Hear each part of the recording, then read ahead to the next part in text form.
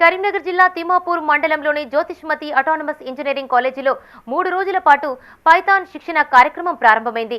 Telangana academy of skill and knowledge technical associate trainer Ratnapriya కళాశాల విద్యార్థులకు శిక్షణ ఇస్తున్నారు. బేసిక్ నుండి అడ్వాన్స్ టెక్నాలజీ వరకు వివిధ అంశాలను వివరించారు. ఈ శిక్షణ ద్వారా కార్పొరేట్ సంస్థలలో ఉద్యోగ అవకాశాలు పొందవచ్చునని కళాశాల చైర్మన్ జువాడి సాగర్ రావు తెలిపారు. ఈ ప్రోగ్రామ్ ని బయట ట్రైనింగ్ తీసుకోవాలంటే పెద్ద మొత్తంలో ఖర్చవుతుందని భావించి టాస్క్లో రిజిస్టర్ చేసుకున్నట్లు తెలిపారు. టాస్క్లోని అనుభవజ్ఞులైన ట్రైనర్ ద్వారా శిక్షణ ఇప్పిస్తున్నామని, ఈ అవకాశాన్ని సద్వినియోగం చేసుకోవాలని సూచించారు. ఈ కార్యక్రమంలో కళాశాల ప్రిన్సిపల్ డాక్టర్ కెఎస్ రావు, విభాగాధిపతి doctor Jagadeesan, coordinator R Venkateswarlu, అధ్యాపకులు, విద్యార్థులు పాల్గొన్నారు.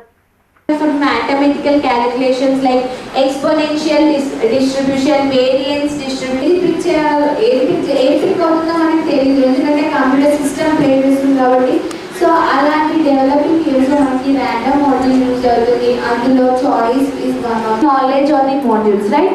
Then you have to import the module by using that module name, and you have